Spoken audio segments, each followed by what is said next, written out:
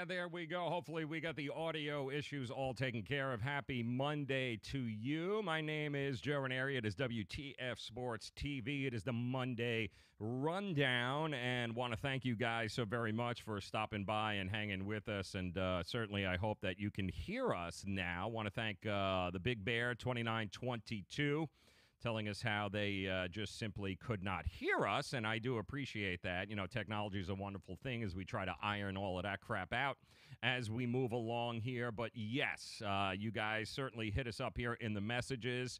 If you are hearing this, we would love to hear back from you. Also, don't forget, we got a brand new number here on the show for you to hit us up, 305 876 6976. That's 305 876 6976. That is how you reach us here on the show, directly into the studio, and we love that. We want to hear from you.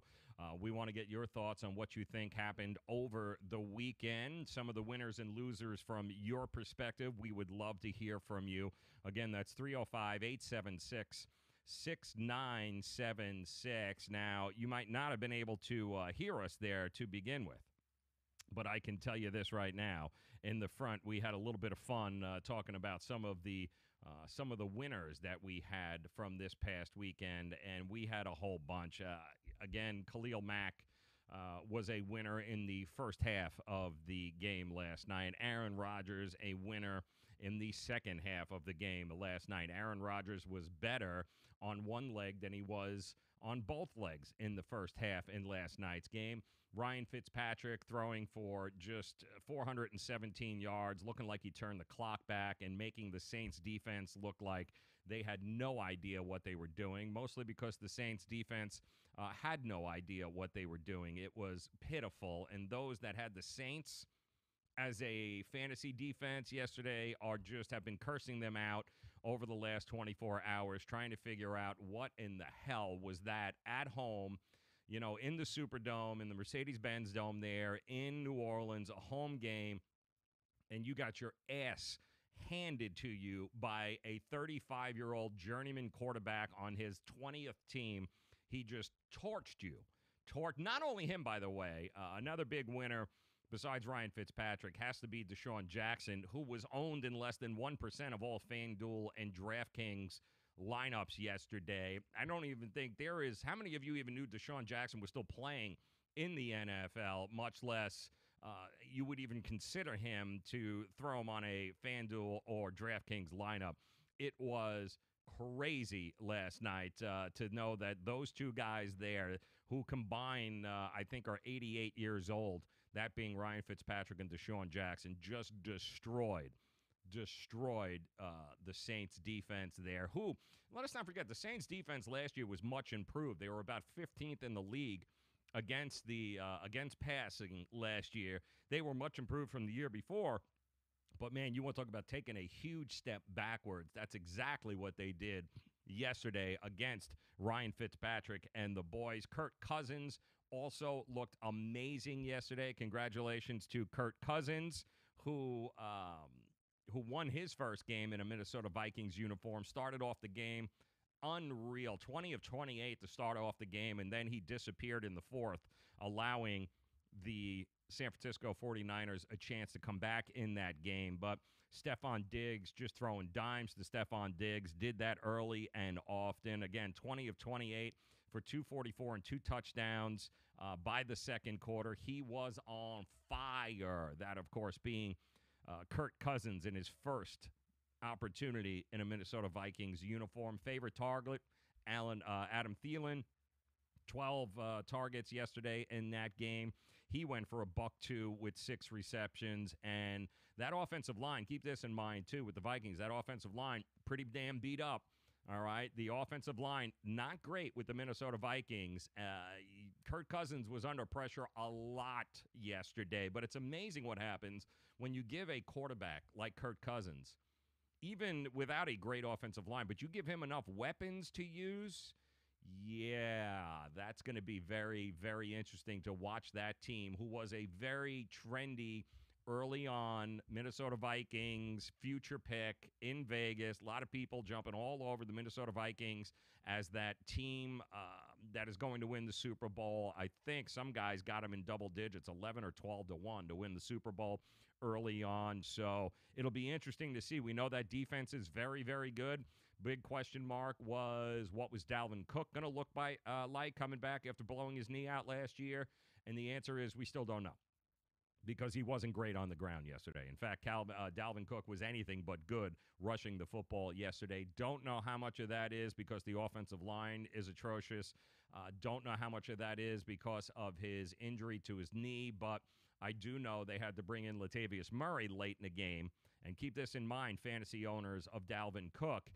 That could continue to happen throughout the season. Latavius Murray could be siphoning touches away from Dalvin Cook if he is not the same running back that he was last year prior to the injury, because they went a lot with the big man yesterday late in that game to kind of try and seal it because, unfortunately, Kirk Cousins, he 0 for his last 8 to end that game yesterday after starting on fire, going 20 of 28 and 244 with 2 touchdowns. He had a 121.7 QBR in the first half of that game yesterday. Crazy. Joe Flacco, we talked about Joe Flacco. Congratulations to Joe Flacco. We all know that the Baltimore Ravens, the theory behind drafting Lamar Jackson was to light a fire under Joe Flacco's ass, because Joe Flacco, we all know, has not been the same quarterback since he and yes, by the way, those of you that are noticing, yeah, I'm wearing the Jets gear. Jets tonight, Detroit. We do have the latest numbers and Vegas trends for you on that game. We'll let you know what's going on. Right now, the game is bouncing back between 6.5 and 7 points. That's what the Jets are getting. But coming up here in just about 10 minutes, we're going to go ahead and lay that game out for you, as well as the Oakland Rams game, Oakland Raiders-Rams game later.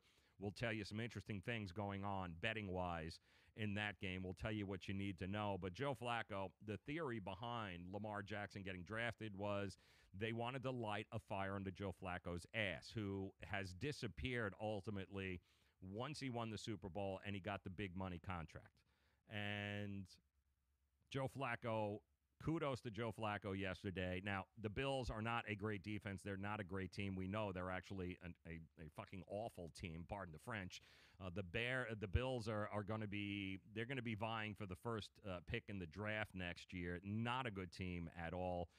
He will face better defenses, high school teams he might face that are better defenses than what the Bills showed yesterday.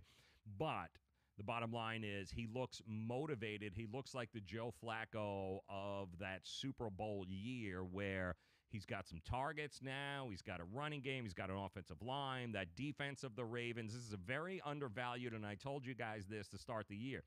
The Baltimore Ravens are a very undervalued team, and I think a lot of that is because nobody knew what Joe Flacco was going to do. But Lamar Jackson might exactly be the remedy for Ravens fans in lighting a fire under his ass, which is exactly what happened. In fact, 25 of 34, 236, 3 touchdowns. Then they let Lamar Jackson come in and pretty much mop up duty in that game there, which was interesting. I can tell you that was a lot of fun as I got my dog here in the background. Shut your ass, will you? Good Christ almighty. See, that's how we talk to our dogs here. Lamar Jackson came in pretty much just totally took over the second half of the game against the Scrubs. Did a pretty decent job. Not going to lie, did a pretty decent job. But the real story in that game was the Baltimore Ravens defense and Joe Flacco doing what Joe Flacco does. He looks rejuvenated, and he looks spot on in some terrible weather in that game in Baltimore, and he still showed up.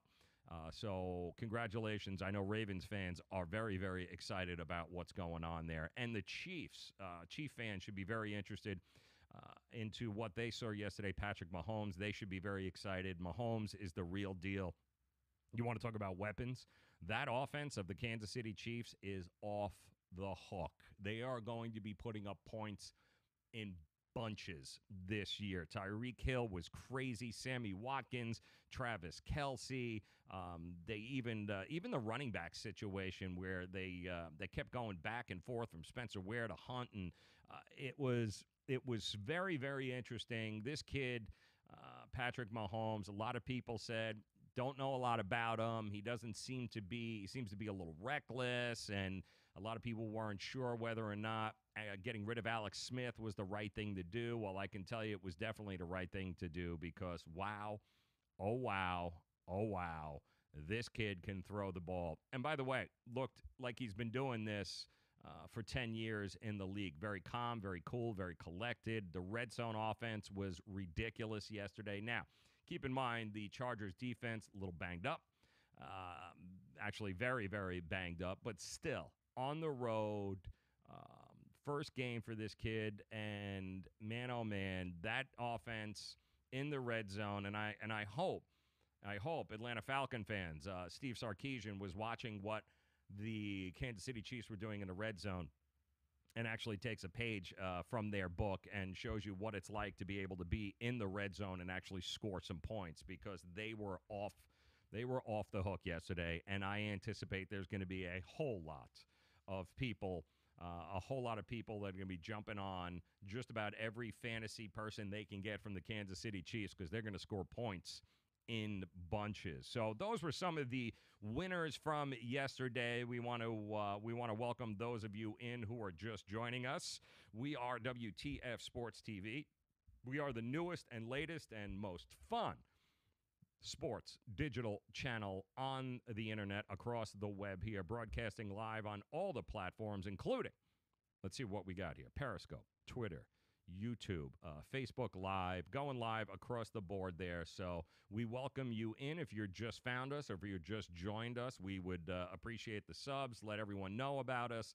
We're going to be pulling out a whole bunch of content on here, sports-related content, fun content, each and every day of the week, especially now. You got college football. We've got the NFL. We got Major League Baseball playoffs coming your way. We got a whole lot to be excited about in the world of sports this time of year, and we are going to be with you. We are going to hang with you each and every day, providing some sports content here on WTF Sports TV. Also want to thank our good friends from Miami Acura, who are making this possible. They want you to stop by and check out the all-new 2019 RDX. Deals upon deals upon deals. Make sure that you check it out. 16601 South Dixie Highway. For those in the 305 and the 954, that would be Palmetto Bay. Make sure you drop by, check them out, 855-564-4669. We want to thank them for making WTF Sports TV a part of the family. We certainly do appreciate that there. We want to talk about some of the losers. That is right, some of the losers from the weekend. And we talked about the Saints defense. What the hell was that? That was just ugly. We do also want to talk a little bit about Nathan Peterman, who it took, I believe, the Buffalo Bills all of 34 minutes before they realized they made a huge mistake getting rid of McCarron and keeping Nathan Peterman. And your number one draft pick, well, he didn't do much better, Josh Allen. They brought him in the third, and it was just as abysmal as watching Nathan Peterman. Nathan Peterman has now failed to finish a game in 3 career starts. Buffalo Bills fans, I love the Bills Mafia, and I guess it's to be expected since you did make the playoffs last year. The idea that you would all of a sudden be able to follow that up with another quality year, no, that is just not going to happen. Nathan Peterman, just ugly. Peterman was 6 of 15 for 74 yards. Ugh. Oh, Bills fans. It's the good news for the Buffalo Bills and the Bills Mafia is that there's always the number 1 draft pick next year, which is what you're going to be playing for. I can tell you that right now. Awful, just absolutely awful. No weapons. Offensive line is crap, and so is that defense. Sean McDermott, I don't know what the hell you were thinking. You should at least be competitive on the defensive side of the ball, and you are not. You are anything but competitive on that side of the ball. It was pretty damn embarrassing, as was Cowboys fans. You have to be pretty embarrassed as to what the hell happened there. I don't know what the hell happened to you there. I know that you ran into what is a pretty damn good championship caliber front for the for the Carolina Panthers. You guys, listen, I know you're missing Travis Frederick, your center, okay? I get it. I understand it. But my, oh my, Ezekiel Elliott, MIA. You're talking about Dak Prescott, also MIA. He was under duress the entire damn game yesterday.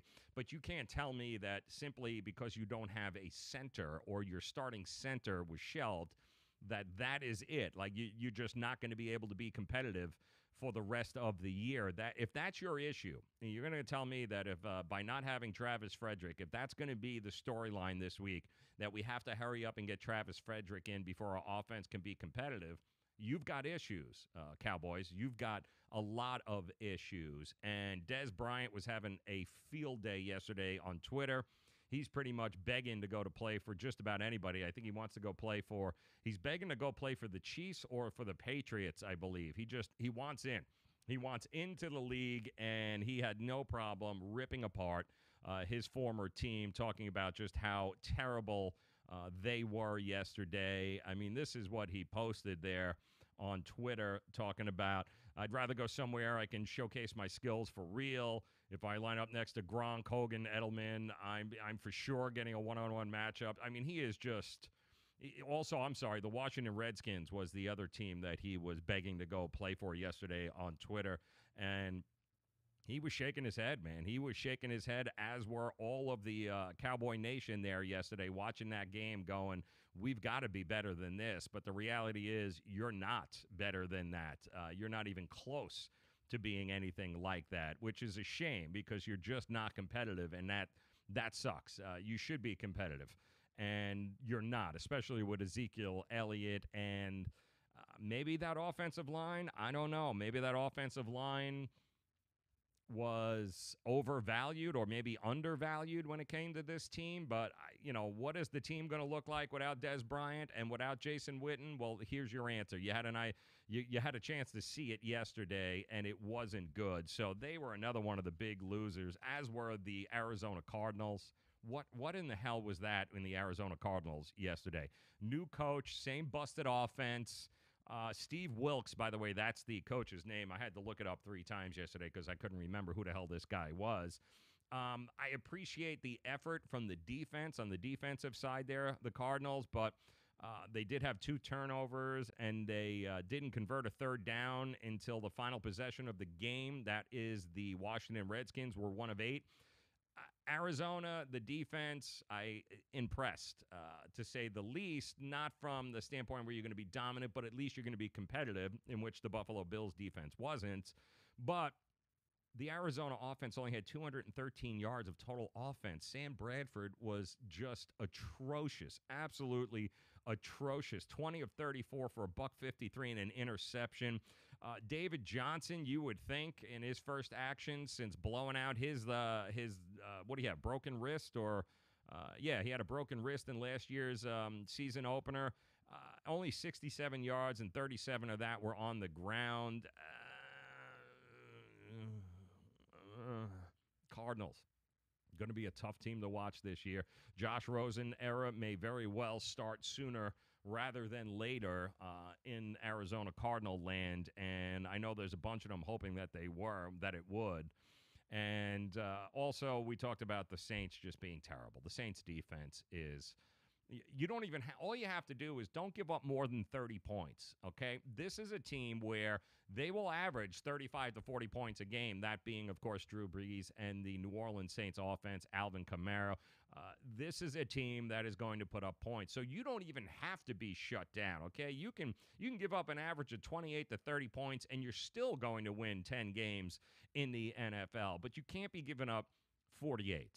That, especially against Ryan Fitzpatrick, that was atrocious.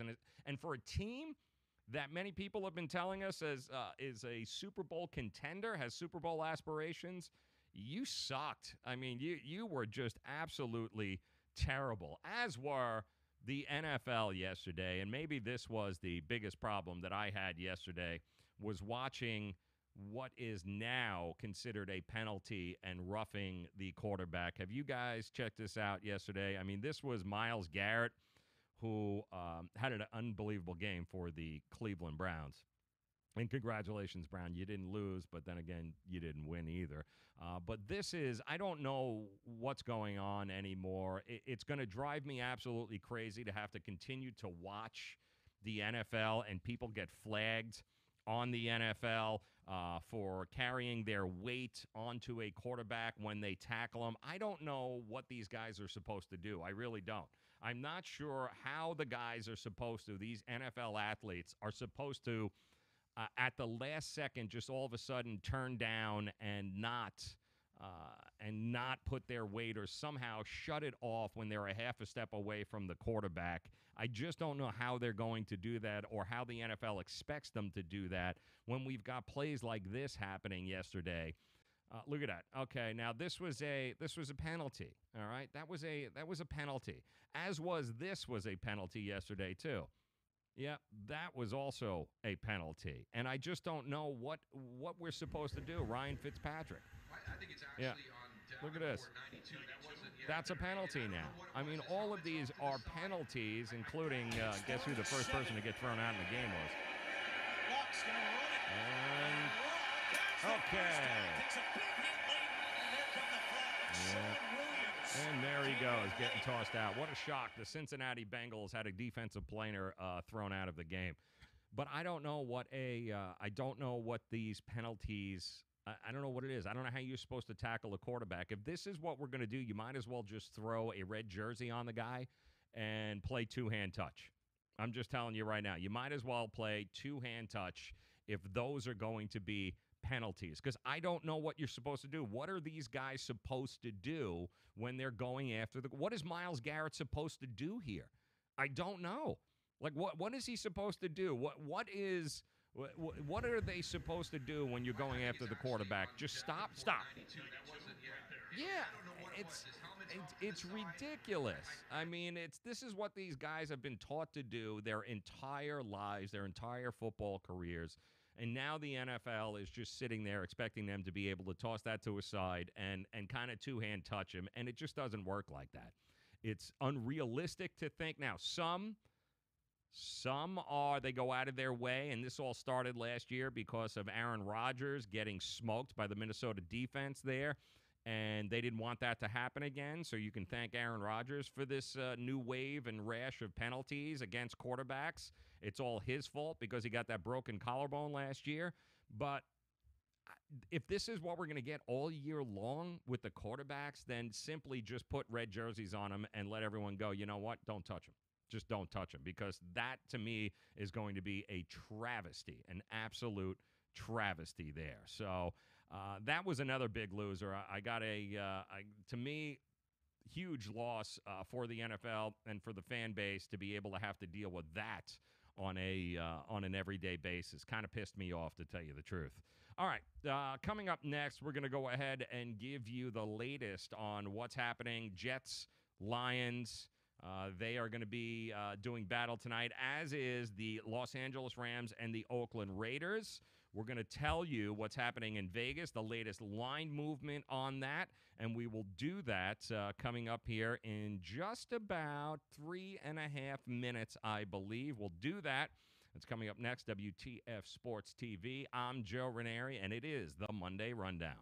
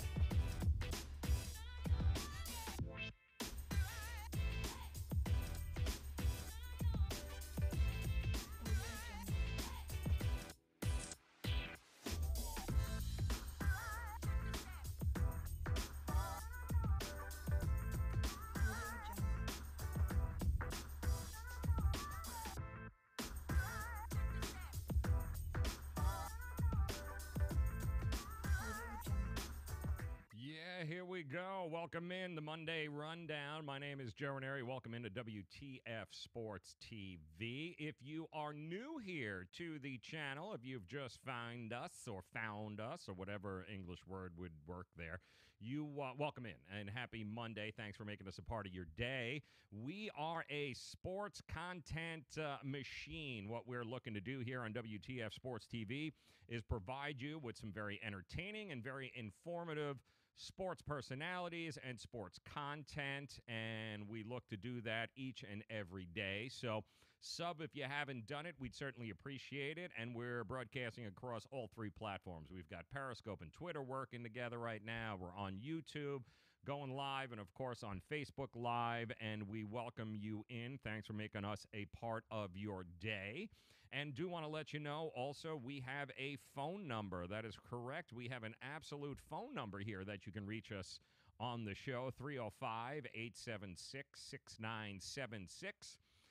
Comments, always something you want to get off your chest. You maybe got a little problem with the way your team played over the weekend. We certainly want to hear from you, 305-876-6976. That is how you reach us here at the WTF Sports TV studios. We've got a couple of games going on here tonight, and I know what you're going to say. Way to go, Captain Obvious, because I'm wearing the Jets jersey tonight because I am, in fact, representing.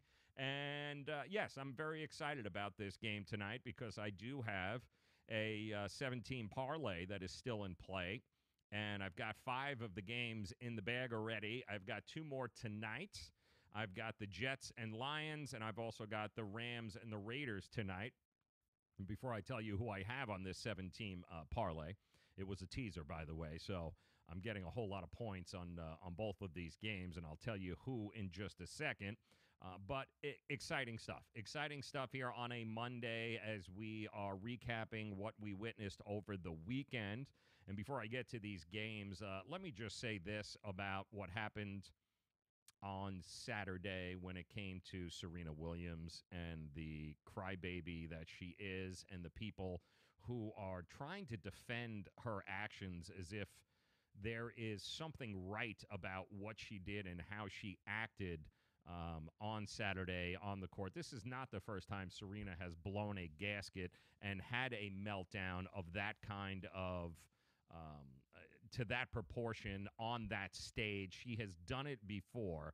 It is well documented. And let me just say this. Serena Williams can be the greatest female athlete. She can be an amazing mother. She can be a great role model, and she can still be dead wrong about the way she acted at the U.S. Open. All of these things can be true about her. Not every situation needs to be either this or that, and not everything needs to be a referendum on society's woes. And I think we need to stop this every time something like this comes up, where it's either a black and white issue or it's a gender issue. Listen, Serena has been coddled her entire career. Is she great? Is she amazing? Absolutely. Is there gender discrimination in sports sometimes? Absolutely. Nothing is new here. But the idea, if your argument about Serena Williams has to do with bringing up something that happened with male tennis players 35, 40 years ago with Jimmy Connors and John McEnroe, if your argument has to be based upon society from 40 years ago and tennis from 40 years ago, you've lost the argument. You've lost the argument.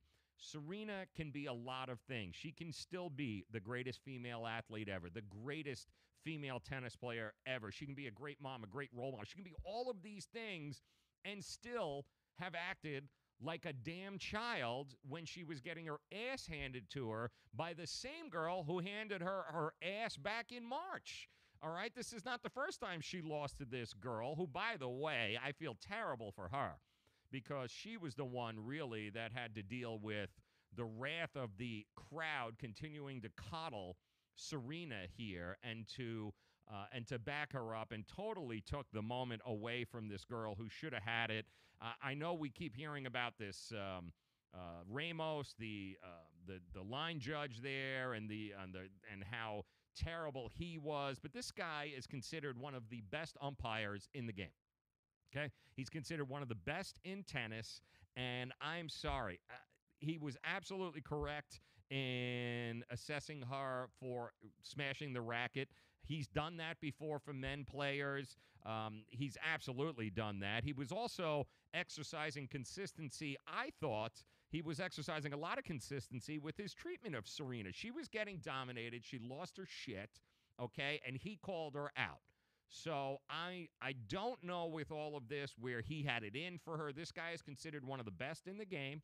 He has done this across the board to many other players, including men. So it's not that this, I've heard this argument too. Oh, this wouldn't happen to LeBron James. You're comparing apples to oranges here. Apples to friggin' oranges. She was caught cheating. She was getting signaled from her coach. She was getting coaching, okay? And there was absolutely no reason for her to act the way she acted, which was like a spoiled, coddled professional athlete that she is.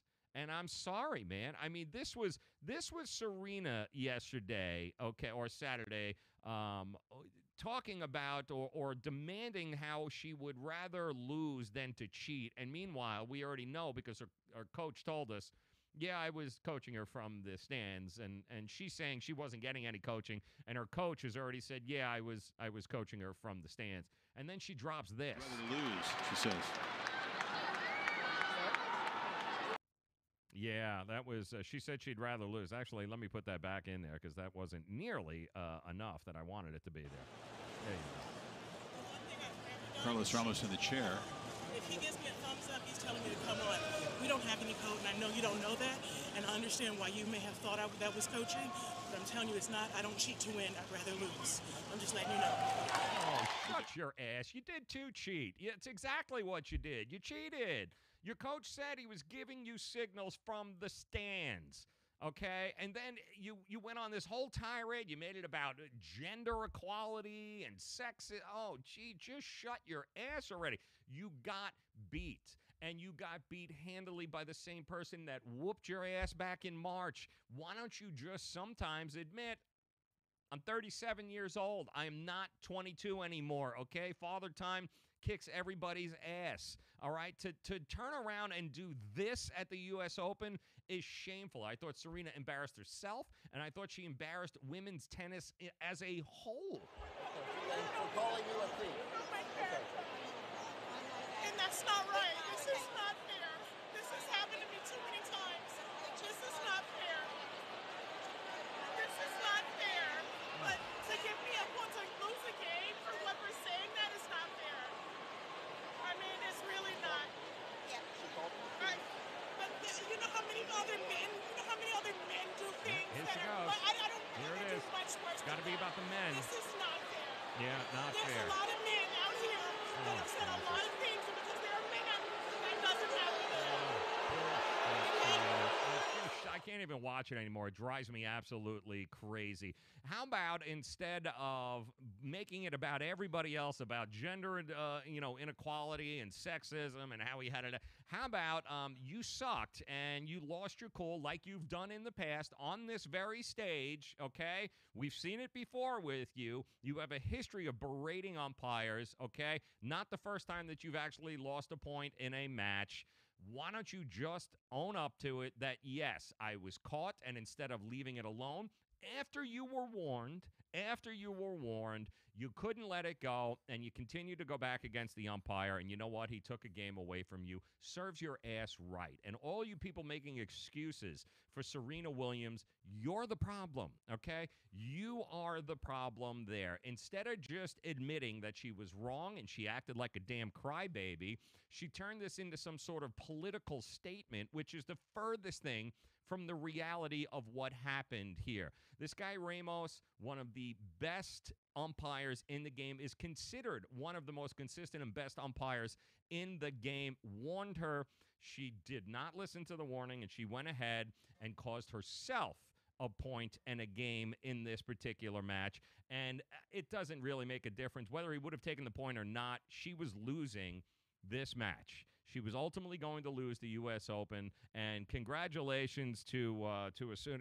I thought she was fantastic, and I thought the way that Serena Williams acted was an embarrassment to herself and was also an embarrassment to women's tennis. And if you think otherwise, I'd love to hear from you. You can hit us up here, 305-876. This is very unfortunate.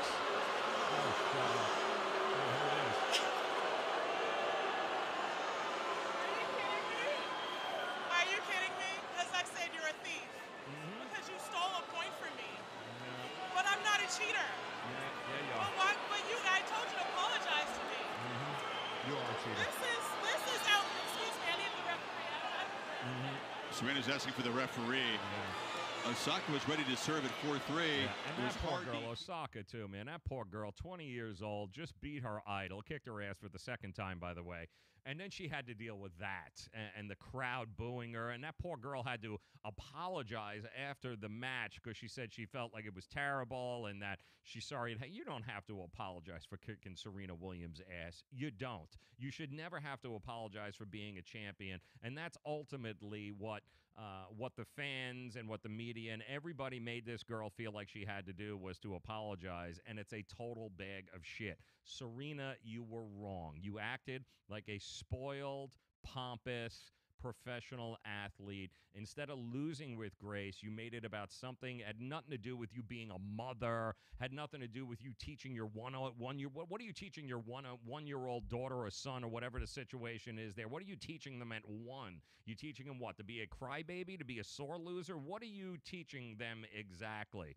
Bottom line here is that Serena, ugly look, not good.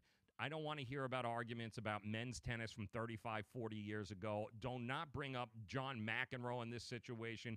It's apples to oranges. You can't compare anything in society from 40 years ago to today. It's a stupid and ridiculous argument, so please stop. Just admit Serena can be a lot of things. She can be the world's greatest. She can be a great mom, a great role model, but she could also be absolutely dead wrong in the way that she acted. That's all I'm saying there. Hit us up, 305-876-6976. That's 305-876-6976. That is how you reach us here on the show. As a matter of fact, let's go to the phones, and let's see what we've got here. Hi, welcome in. What's your name? Oh, hello. Oh, hello. Can you hear us? Hello? No? Okay, we lost them there. All right. 305-876-6976 is how you reach us. That's 305-876-6976. It drives me crazy with the arguments that we're getting for Serena Williams, in favor of Serena Williams. And people are acting as if this is the first time that Serena Williams has gone out of her way to act like an overgrown child, which is exactly what she did. She did the same thing back in the 2009 semifinal when she was called for a foot fault, and then she threatened to shove the ball. And let me see if I make sure I got this correct. She threatened to shove the ball down the throat of a lineswoman there back in 2009 in the semifinal. Then 2 years later in the U.S. Open final, she was called for hindrance after yelling during a point. And in the midst of this, another meltdown that she had, this tantrum she did, she called the chair umpire Ava Azdareski, and I'm completely botching that name, by the way, and I apologize ahead of time. But she told Ava that she was ugly inside. She called a woman umpire ugly inside out on the court there, among a whole lot of very other colorful language that she used. You've got to be kidding me. Serena has done this time after time after time again, and the fact that her coach admitted that he was in fact cheating, that he was giving her signals, and that he was trying to coach, and whether or not that is a stupid rule in tennis, it is still a rule, and Serena broke it, and she knew she broke it, and instead of accepting it and moving on, okay, it wasn't as if he just assessed a game after the first infraction. Okay, she was throwing a temper tantrum the entire time, and she brought this on upon herself. Serena's got nobody to blame but Serena Williams. End of discussion. Okay, end of discussion. Has nothing to do with John McEnroe, Jimmy Connors, LeBron James, any other bullshit comparison you want to give. It's got nothing to do with that. Serena has one person to blame here and one person only, and that is herself. We've got to stop making excuses for these professional athletes because of what they've meant to the game. It doesn't make a difference. The game is the game for everybody. And, by the way, just going to throw this out there, okay? She has a history of doing this. She has a history of having meltdowns like this. So let's not make excuses for Serena Williams anymore, okay? 305-876-6976. That's 305-876-6976. Want to know what it is that you guys think about the whole Serena thing? Was she right? Do you think she was right? Am I wrong here? Am I looking at this wrong? Is there a clear double standard? And by the way, if there is, so what? So what? There's double standards in everything in life. Everything, okay? We get it. But not everything that happens in sports is a referendum on what ill society. It's not. And we got to stop making it like that, okay? 305-876-6976. Do want to take a second to thank our sponsors there. Miami Acura, congratulations. The all-new 2019 RDX is available for a test drive. Make sure that you take it for a test drive. Drop by South Dixie Highway, Palmetto Bay, rather. Those of you in the Kendall area, in the 305 and the 954, check them out there at 16601 South Dixie Highway, or call them up, tell them, say, listen, Joe said I got to come and take a test drive to this all-new 2019 RDX. And by the way, make sure you have the coffee and cookies there. Absolutely amazing. That's 855-564-4669. That is Miami Acura. All right, we've got some games here tonight in the NFL. Some games that I'm excited about because, obviously, as you can see by the shirt that I'm wearing, the New York Jets are getting ready to take the stage. How cool is that, right? New York Jets get ready to take on the Detroit Lions to open their season. It is now the Sam Darnold era in New York. But let's talk about the betting market here and some of the trends that we've got going on for this game tonight. Number one, maybe the most telling piece of betting information that you need to know on tonight's game is that this line has not moved since it opened up at about 7 points in most books last week, which means that the minute that the Jets announced that Sam Darnold was going to be the starting quarterback, the line hasn't moved. So in some places you might get 6.5 right now, but I do think it's back up to 7 as of about an hour ago. So the market has accounted for Sam Darnold, the rookie quarterback, starting for the Jets. It didn't move after he was announced as the starter. So that's a very interesting point to know heading into tonight's game. And also keep this in mind, by the way. The trend of this game to know is that over the past 2 seasons, rookie first-round quarterbacks are 11-4 against the spread in their first 3 starts. That's pretty impressive. 11-4 in their first 3 starts. Now, can Sam Darnold keep that trend going? You should also know that from 2003 to 2015, those same quarterbacks, they went 41-41-2 against the spread. So it's great the first 3 games, not so great after that. But I do think that anybody who thinks Matt Stafford is somehow going to be able to elevate this team, he hasn't done it yet in his career. As a matter of fact, he has a career mark of 19-27-2 against the spread when he is listed as a favorite of a field goal or better. So those are 2 very interesting trends that you should know about. And when Stafford faces a non-playoff team from the year prior, and he's the favorite, the Lions are 21-28-3 against the spread. Just saying, doesn't look good. If you're a trends guy, if you're somebody that likes to look at the trends, well, those trends point to one team, don't they? The key matchup in this game, the Jets' offensive line is abysmal. It's not great, which doesn't bode well for Sam Darnold and the New York Jets. There's good defenses are going to be able to exploit the weakness of the Jets, which is the offensive line. However, I don't know that you're going to be looking at a very good defense in the Detroit Lions. New coach, new system, new philosophy, and they don't have a hell of a lot of playmakers on this team. And if you watch the preseason games with the Detroit Lions, they're kind of all over the place. They're kind of a mess. They don't really have an identity just yet, and I don't think they're going to have an identity after tonight. And I do think that the Jets, they're still hurting. They've got a lot of injuries going on. Jermaine Kearse is not going to be playing in the wide receiver position tonight. Linebacker Avery Williamson of the Jets has got a hamstring issue. He is considered questionable, and the defense is going to be out without Kevin Pierre-Louis, the linebacker, as well as cornerback Rashard Robinson. So they're both serving 1- and 4-game suspensions, respectively. The Lions don't have anybody on the injury report, but I don't know. The Jets last year were one of the most undervalued teams against the spread. They went 9-6-1 against the spread last year. I think this year, same situation with a rookie quarterback. They're going to be undervalued this year, and I think they match up pretty well against Detroit. And if you take into consideration what Matt Stafford has done in the past in these types of situations, yeah, I think 7 points is way, way too much. Now, I will say this. They have a distinct advantage, Detroit, over the Jets, and when it comes to special teams, Jason Myers is an unknown commodity for the Jets tonight. They just kind of picked him up late in the preseason because they couldn't find a kicker worth of shit. Now, Detroit, Matt Prater is consistent as they come. So when it comes to special teams, yes, Detroit, significant advantage. However, that's a 3-point home field advantage, maybe 3.5, 4 points. I see it best. There is a ton of value on the Jets at 7 points tonight, and I'm not just saying that because I'm wearing the damn jersey. I'm saying it because 7, 6.5, 7 points, way too much for a Matthew Stafford-led team. So there, I said it. I got it out of the way. You can call me a homer all you want. Number to reach us here, 305-876-6976. That's 305-876-6976. I will also say this tonight for those daily fantasy players or anybody looking into fantasy.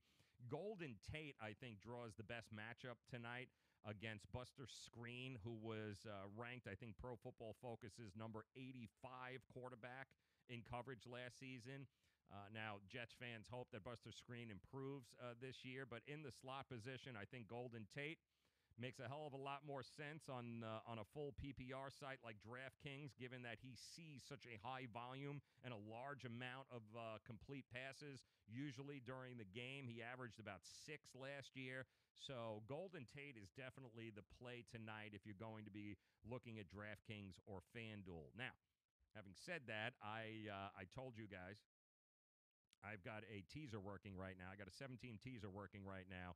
Tonight, I get 14 points, the Jets, in my teaser. I won the first 5. I've got 2 games here tonight where I can cash in here at 10-1, which is pretty cool. And I want to thank 5 Dimes, by the way, for being such also a great sponsor here on the show. But getting 14 points feels pretty good. Going into the night game, oh boy, Rams, Oakland Raiders. Now, the spread has bounced back on this to the Rams -4. Yeah, the over-under is 48. And let me just tell you what the betting market is doing right now.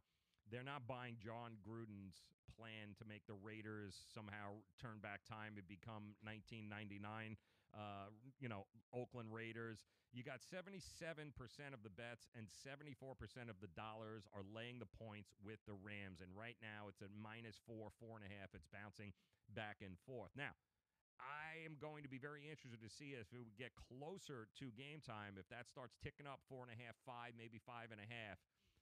As the sharp money starts rolling in. I'm going to be very interested to see what happens there and what people do. But you're looking at a Rams team on the road. The Rams are loaded. There is loaded. However, what we do know about the NFL in Week 1 is that we don't know anything. And whatever we think we know sometimes doesn't turn out to be reality. That is what we have going on here. We've got a whole lot of lopsided betting action taking place. When you have 75% or more of tickets on a game, that means that the public loves the Rams. And what happens is the sharps in Vegas, they look at this and then they fade the public, especially early on in the season, which means they go the other way. When everybody in the public is looking left, the sharps come in and they go right. So since 2003, keep this in mind, teams receiving 75% or more of the bets, and we're overmodulating. I appreciate that, Gamma Odd. Thank you very much for telling me that. How we doing? Are we still overmodulating now? There we go. In 75% since 2003, teams receiving 75% or more of the bets in September, they've gone 66, 82, and 3, 45% against the spread. And you've got a ton of money coming in, public money coming in on the Rams right now, and it's been happening like that an awful lot. And I appreciate that, Gamma. Is it Gamma Ood? Let me see here. I think that's Gamma Ood. You're under-modulating. Oh, I thought it said over-modulating. You're under-modulating. Well, in that case, we got to make some adjustments here on the sound. We appreciate that, man. Certainly do appreciate it, and welcome in WTF Sports TV. So one of the other things to keep an eye on in tonight's game, when you've got the Rams and the Raiders, one of the other things to keep in mind is that injuries. The Rams' decision to hold out nearly every key starter that they have in the preseason, I think, has paid off well for them.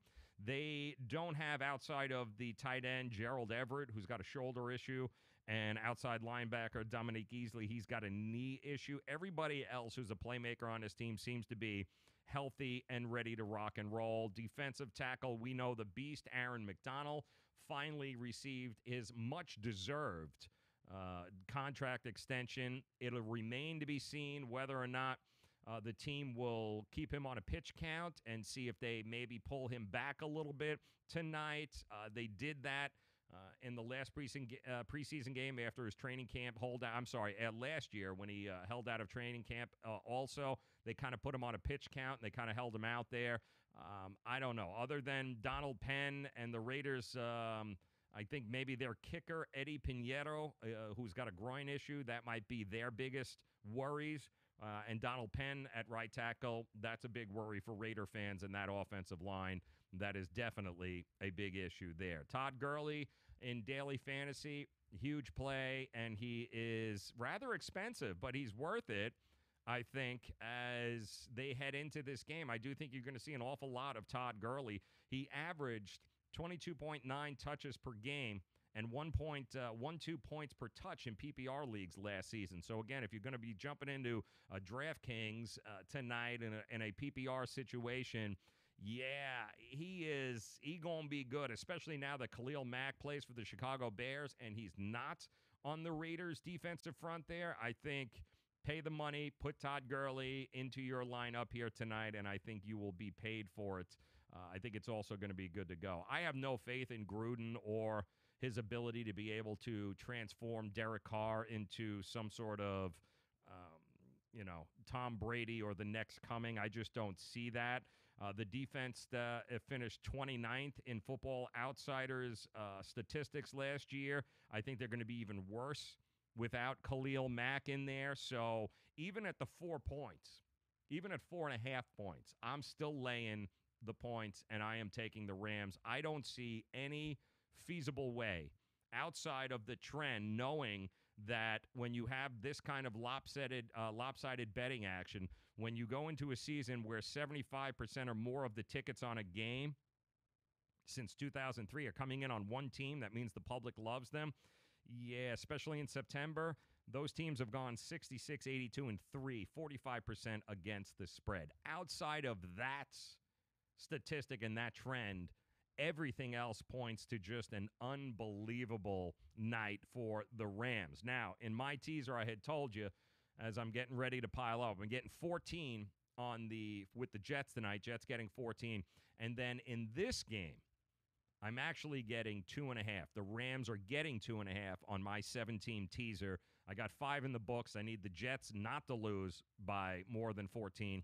And I need the Rams, who are getting 2.5 on my ticket there. I need the Rams to either win outright or not lose by 2.5. So I'm feeling pretty good, and we'll know tomorrow whether or not that is going to pay off. But even straight up, -4, -4.5, the Rams, I'm sorry, Oakland is not that good. And Khalil Mack is making John Gruden, he's going to have to answer all sorts of questions tonight about Khalil Mack. Did you see that? It's going to be a rough go for John Gruden, I think, early on in this season. And I do think the Donald Penn not being healthy on that offensive line is going to cause all sorts of problems for the Raiders. So keep an eye on that.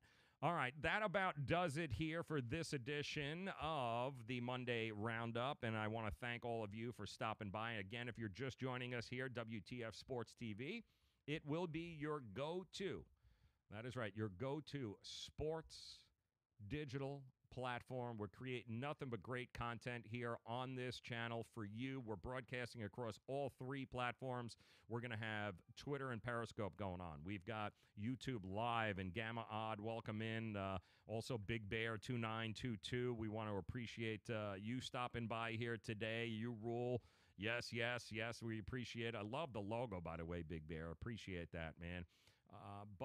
And join us. Join us each and every day. Make sure you subscribe and hit the damn bell in the upper right-hand corner there.